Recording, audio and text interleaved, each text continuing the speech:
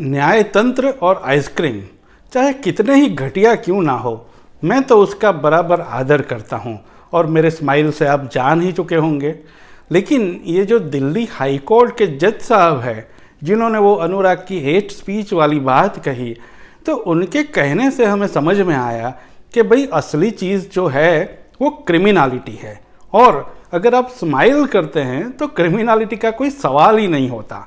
तो आप स्माइल बनाए रखिए, जैसे साहब ने कहा था दोस्ती बनाए रखिए। स्माइल तो हम अनुराग जैसा कर लेंगे, लेकिन गोली मारो सालों को ये तो हम कह नहीं पाएंगे। लेकिन स्माइल करते करते ही हमें विचार आया कि अनुराग ने स्माइल करते करते अगर ऐसा कहा होता कि गोली मारो जज साहबों को, तो क्या उन्होंने यही फैसला दिया होता? हम भाई स्माइल करते करते सोच रहे हैं। और हम दूसरी ये चीज़ सीखे कि इस देश में आपको अगर स्वतंत्र रूप से सोचना है और कोर्ट से भी बचना है तो स्माइल करते करते सोचिए।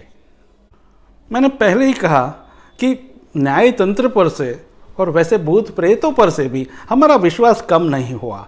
आप चाहे किसी न्यायाधीश को सीढ़ी से राज्यसभा में भेज दीजिए या किसी को कहीं का गवर्नर बना लीजिए, भाई हम तो यही सोचेंगे कि उन्होंने न्यायाधीश के हैसियत से जो कोई फैसले दिए वो स्माइल करते करते ही दिए होंगे।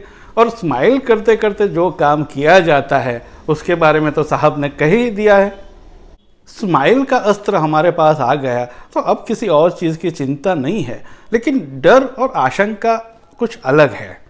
अब ये स्माइल और क्रिमिनलिटी का संबंध जोड़कर ये जो जज साहब है वो सटायरिस्टों की लाइन में तो आ गए, तो भाई हमें भी स्माइल करते करते विचार आता है और हम स्माइल करते हुए जज साहब से रिक्वेस्ट करते हैं कि साहब आप सटायरिस्ट हो गए तो हमें भी किसी दिन न्यायाधीश बना लीजिए।